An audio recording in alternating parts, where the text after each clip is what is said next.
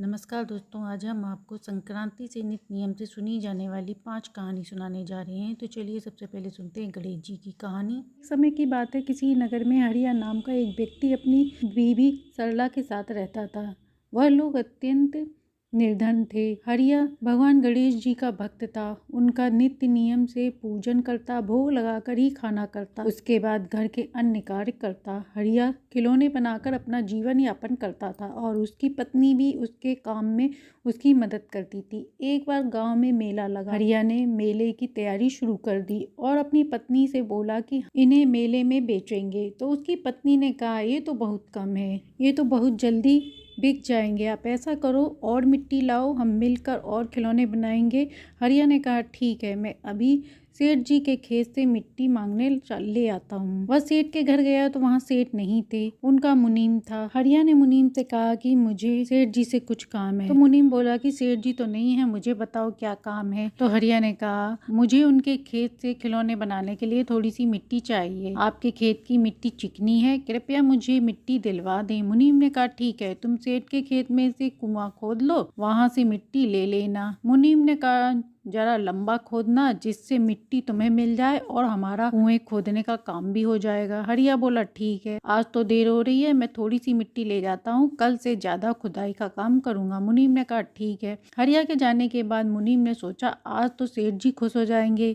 कब से वह कुआं खुदवाने के लिए कह रहे थे, आज बिना पैसे का ही उन्हें कुआं खुदा हुआ मिल जाएगा। हरिया मिट्टी लेकर जाकर खिलौने बनाने लगा और रात हो गई, तब वह सो गया। इसके बाद सुबह उठकर जल्दी हरिया खेत पर पहुंचा, मिट्टी खोदने का काम शुरू करने लगा। उसने कमर के बराबर खुदाई कर दी। इसके बाद जैसे खोदने लगा तैसे ही खट की आवाज आई। तो उसने खोद कर देखा, एक पीतल का घड़ा था, उसमें सोने की अशर्फियां भरी थी। उसने उसे उठाया और चुपचाप वहां से चल दिया और सीधे घर आया। घर आकर अपनी पत्नी को सारी बात बताई। पत्नी ने कहा, आपने किसी को बताया तो नहीं? अब यह धन हमारा हुआ, इससे हमारी गरीबी दूर हो जाएगी। गणेश जी ने यह धन हम ही को दिया है, गणेश जी की कृपा से हमारे घर सब कुछ हो जाएगा। तब हरिया ने कहा, नहीं, यह धन हमारा नहीं है, जब गणेश जी हमको देंगे तब हम लेंगे। यह धन सेठ के खेत का है तो सेठ को मिलना चाहिए, इसलिए यह उन्हीं को मैं दूंगा। उसने उसमें से कुछ सिक्के चुपचाप उसकी पत्नी ने निकाल के छिपा दिए। तब हरिया सो गया था, उसे पता नहीं था। अगली सुबह वह उठा, सिक्के भरा मटका ले जाकर सेठ के घर पहुंच गया। पर उस दिन सेठ घर नहीं था, उसका मुनीम था। हरिया ने मुनीम से कहा, मुझे सेठ जी से कुछ काम है। मुनीम ने कहा, मिट्टी चाहिए तो ले जाओ, सेठ जी आज भी नहीं है। हरिया ने कहा, मुझे खेत में कुआं खोदते समय यह धन मिला है, मैं उन्हें देने आया हूँ। मुनीम ने कहा, तुम इस धन को यहीं छोड़ जाओ, सेठ जी आएंगे तो मैं उन्हें दे दूंगा और बता दूंगा। इसके बाद हरिया घर वापस आ गया। मुनीम इतना धन देखकर सोचता है कि यदि यह धन मैं अपने पास रख लूं तो मैं भी सेठ की तरह अमीर हो जाऊंगा और मुझे नौकरी करने की जरूरत नहीं पड़ेगी। इसके बाद बस सेठ को बताता है कि हरिया ने खेत के काम में करते समय कुछ धन मिला है और उसने उसे चुरा लिया। जब मैं उसके घर गया तो एक मोहर उसके घर में गिरी मिली। सेठ ने अपने आदमियों को भेजकर पता लगवाया कि वह धन कहाँ है या नहीं। उसके आदमी हरिया के घर पहुंचे और बोले, तुम सेठ के कुएं से धन मिला है तुम्हें और तुमने उसे चुरा लिया है, सेठ को नहीं दिया। हरिया ने कहा, हाँ, मुझे वहाँ धन तो मिला था और मैं उसे देकर मुनीम के को दे आया। मुनीम झूठ बोल रहे हैं। सेठ के आदमियों ने कहा कि घर की तलाशी दिलाओ, तो उसकी पत्नी ने मना कर दिया। तो सेठ के आदमियों ने कहा कि यह भी मिली हुई है, तभी मना कर रही है। हरिया ने कहा, नहीं, तुम घर की तलाशी ले लो, हमारे घर में कुछ नहीं मिलेगा। घर की तलाशी हुई, कुछ सिक्के मिले तो सभी लोग हरिया व उसकी पत्नी को पकड़कर सेठ के पास ले गए। सेठ के पूछने पर हरिया की पत्नी ने बताया कि सेठ जी, मेरे आदमी सही कह रहे हैं, उन्होंने वह सारा धन मुनीम को दे दिया था, पर मुझे थोड़ा सा लालच आ गया था और कुछ सिक्के मैंने छिपा कर रख दिए थे, बस ये वही सिक्के हैं। पर सेठ ने मुनीम की बातों पर विश्वास किया क्योंकि मुनीम कई सालों से उसके यहाँ काम कर रहा था और कुछ सिक्के उसके घर मिलने से सेठ को यकीन हो गया। सेठ ने हरिया को जेल भिजवा दिया। कुछ दिनों बाद सेठ चुपचाप एक दिन मुनीम के घर गया तो देखा मुनीम सिक्के गिन रहा था। अब सेठ जी को उसका झूठ पता चल गया और उन्होंने हरिया को छुड़वाकर मुनीम को जेल में भिजवा दिया। इसके बाद सेठ ने हरिया को कुछ सिक्के दिए, वह उसे अपने यहाँ मुनीम की नौकरी पर रख लिया। हरिया सरला और भगवान गणेश की भक्ति और पूजा करने लगी। सरला नित्य नियम से गणेश जी की पूजा करती, उनको भोग लगाती। अब सरला और हरिया के घर की दरिद्रता दूर हो चुकी थी।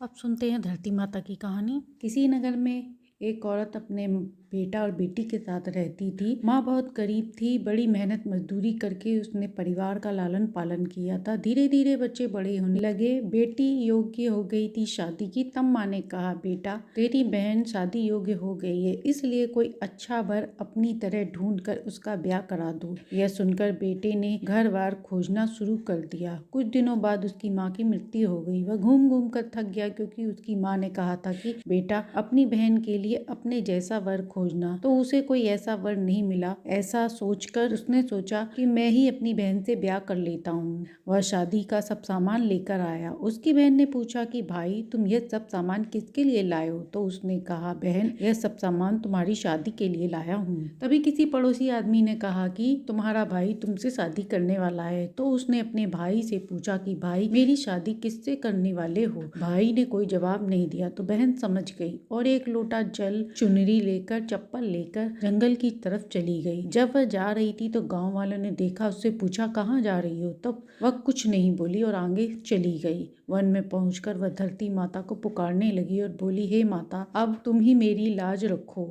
मैं क्या करूं? अब तुम ही मुझे गोद में ले लो, नहीं तो अन्याय हो जाएगा। वह एक तरफ लोटा, चुनरी, चप्पल रखकर धरती माँ के अंदर जाने लगी। तभी उसका भाई जंगल में दौड़ता हुआ आया और उसने गांव वाले से पूछा कि मेरी बहन किधर गई है? तो गांव वाले ने बताया कि उधर गई है। तब वह दौड़ता हुआ देखा कि उसकी बहन धरती में समा रही है। वह पुकारने लगा और तब तक बहुत देर हो चुकी थी। उसकी बहन धरती में समा चुकी थी। वह वहीं बैठकर रोने लगा और कहने लगा, बहन तू सत्य की थी, इसीलिए धरती में आ गई। मेरी बुद्धि भ्रष्ट हो गई थी। माता का वचन निभाने के लिए मुझे ये करना पड़ा। माँ ने कहा था कि अपने जैसा वर ढूंढना, इसलिए ऐसा विचार मेरे मन में आया। वह रोने लगा। जो बहन के बाल बाहर थे वह दूल्हा बन गए। इसलिए सभी लोग धरती माता की कहानी सुनते हैं और एक बर्तन में हरी मूंग, लड्डू, चप्पल, चुनरी, लोटा जल का लेकर कुंवारी कन्या को देते हैं। जो भी ये कहानी सुनता सुनाता है उसे धरती माता की कृपा प्राप्त होती है। अब सुनते हैं दूसरी कहानी। एक बुढ़िया माई थी। वह नित्य नियम से भगवान की पूजा करती, यमराज जी की पूजा नहीं करती। जब वह बुढ़िया माई मरी तब यमराज जी ने लेखा जोखा देख लिया। बुढ़िया ने इसका कारण पूछा। तब यमराज जी बोले, यह मेरी पूजा न करने का फल है। तब उसने इसका उपाय पूछा। तब धर्मराज जी बोले, इसका उपाय यह है कि तू 1.25 साल तक मेरी कहानी सुन तथा काला कपड़ा, तुलसी माला, 5 सेर, काली दाल, छतरी, मंडल तथा सोने के धर्मराज जी बनवा कर दान दे। इतना कहकर यमराज जी ने बुढ़िया को फेंक दिया। अब बुढ़िया माई यमराज जी का सब सामान इकट्ठा करती। 1.25 साल बाद उसने सब दान किया। तब वह पुनः यमपुरी गई और धर्मराज जी ने उनका सम्मान सहित लेखा जोखा किया। अब सुनते हैं चौथी कहानी, आकाश की कहानी। किसी नगर में देवरानी जेठानी रहती थी। दोनों ने आकाश की कहानी सुनने का नियम लिया था। 1 साल तक दोनों ने कहानी सुनी और अगली संक्रांति पर उद्यापन का नियम लिया। उद्यापन के लिए ब्राह्मण को बुलाया। जैसे ही दोनों ने कहानी सुनने बैठी तो देवरानी के पीहर से बुलावा आया कि उसका भाई विदेश से आया है और उसे मिलने को बुलाया है। देवरानी यह समाचार सुन इतनी खुश हुई कि वह आकाश की कहानी सुनना भूल के उद्यापन किए बिना ब्राह्मण को भोज पे बैठाकर पीहर चली गई।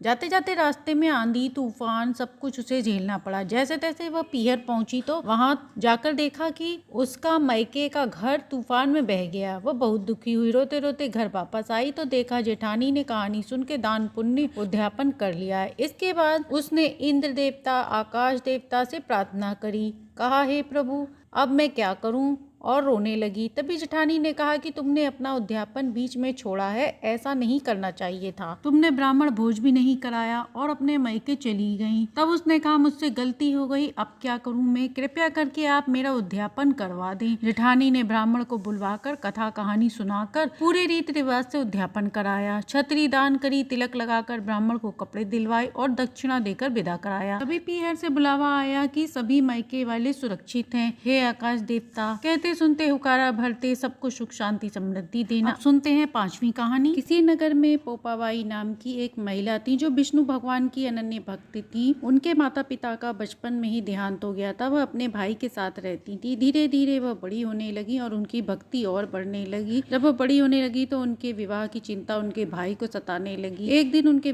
भाई ने उनसे विवाह करने के लिए कहा तो उन्होंने मना कर दिया और कहा कि मैं अपना पूरा जीवन भगवान विष्णु की आराधना में बिताना चाहती हूँ। आप नगर के बाहर एक मेरी झोपड़ी बनवा दे, वहीं पर रह के मैं अपनी पूजा आराधना पूर्ण करूंगी। इससे आपको भी कोई परेशानी नहीं होगी। उनकी भाई भाभी ने बहुत समझाया पर वह एक न मानी और नगर के बाहर झोपड़ी बनाकर वहीं रहने लगी। वहीं पे लोगों के चरवाहे चराती थी। पूरा दिन उनके पास कोई काम नहीं रहता था। वह विष्णु भगवान की भक्ति में लीन रहती थी। बचा कुचा किसी के घर का मिल जाता था, उसी से खा के अपना जीवन यापन कर लिया करती थी। एक बार एक राजा वहां से घूमता हुआ निकल रहा था। उसने झोपड़ी देखी, उसे प्यास लगी थी। उसने आवाज दी। पोपाबाई ने कहा, कौन है जो इतनी जोर जोर दरवाजा पीट रहा है? राजा ने पोपाबाई की आवाज सुनी तो वह उस पर मोहित हो गया। पोपाबाई ने उसे मना कर दिया कि जहाँ से आए हो वहीं चले जाओ। मैं किसी पराये पुरुष का मुख नहीं देखती। भगवान विष्णु की आराधना में ही मेरा जीवन व्यतीत होना है। पोपाबाई ने उसे श्राप दे दिया कि तेरा राजपाट नष्ट हो जाए। पर राजा ने उसकी एक ना सुनी और उसे उठाकर जबरदस्ती अपने महल ले गया। रानियों को पता चला तो रानियों ने समझाया कि ये बहुत बड़ी साध्वी हैं, इनको जहाँ से लाए हो वहीं छोड़े आओ। इसके बाद राजा पोपाबाई को जहाँ से लाया था वहीं छोड़ गया। पोपाबाई को राजा के छूने से सतीत्व भंग होने के डर से उन्होंने अपने प्राण वहीं पर अपनी इच्छा अनुसार त्याग दिए। इसके बाद यमपुरी में यमलोक में उनका बहुत बड़ा स्वागत किया गया और पोपाबाई को स्वर्ग का राज्य दिया गया। कुछ समय बाद किसी सेठ सेठानी की मृत्यु हो गई। वे लोग स्वर्गलोक आए तो उन्हें दरवाजा बंद मिला। तब धर्मराज जी ने कहा, इस स्वर्ग पर तो पोपाबाई का राज्य है। उन लोगों ने धर्मराज जी से स्वर्ग का दरवाजा खोलने की विनती की। तब सेठ सेठानी ने कहा कि हम पोपाबाई को नहीं जानते हैं। तब धर्मराज जी ने कहा, मैं तुम्हें 7 दिन के लिए मृत्यु लोक में भेजता हूँ। वहाँ जाकर 8 खोपरे राई से भरकर 5 कपड़े ऊपर रखकर कथा कहानी सुनना। उसके बाद उद्यापन करना और कहना, राज है पोपाबाई का, लेखा लेकर राई राई का। उसी के बाद तुम्हारे लिए स्वर्ग के राज्य खुलेंगे। तो प्रेम से बोले पोपाबाई की जय हो। तो ये थी पूस मास में संक्रांति तक सुनी जाने वाली 5 कहानियां, जिसे सुनने से सुख सौभाग्य में वृद्धि होती है। तो कहानी अच्छी लगी हो तो लाइक एंड सब्सक्राइब करें।